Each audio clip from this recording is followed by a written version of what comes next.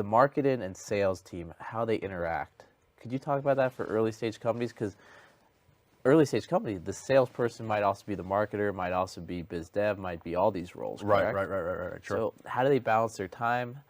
What type of Well, what you want to see from marketing from a sales perspective are leads that are qualified. That's always what do you mean by qualified leads? It has to be a lead that makes a difference. That somebody that will listen to the sales pitch, or somebody that will take the appointment and actually consider the product.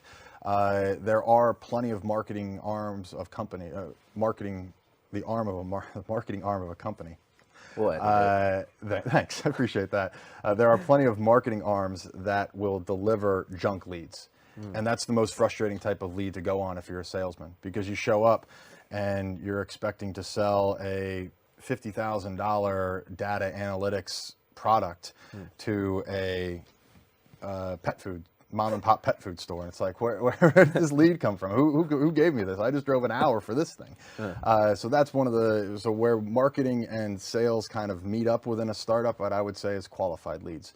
You want to make sure that the leads that you're bringing in the door, however it is you're getting them, LinkedIn advertisements, Google advertisements, they qualify. Okay. What type of feedback should the sales team give the marketing team if there's now two people, say the company's It's big enough to have two people? Have two people.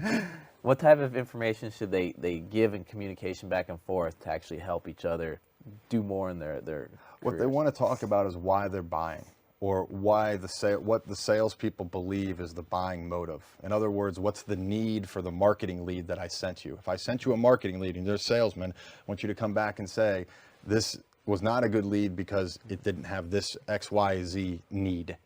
What is it that you're selling to? What are you selling for? And are you able to meet that within the marketing arm? So are you identifying the people who are going to buy for the motives and the reasons that you think that they're going to buy for? Okay, how do you first discover these reasons or motives for them buying? If you haven't sold any products yet, you're developing your product. Your value proposition to the market, of course. What's your company, what's your product, what's your service do better, different, or not better than anybody else out there? Are you copycatting another company? Are you just simply are you Lyft and you're the second one, which is not a bad company to be, don't get me wrong, they're very successful.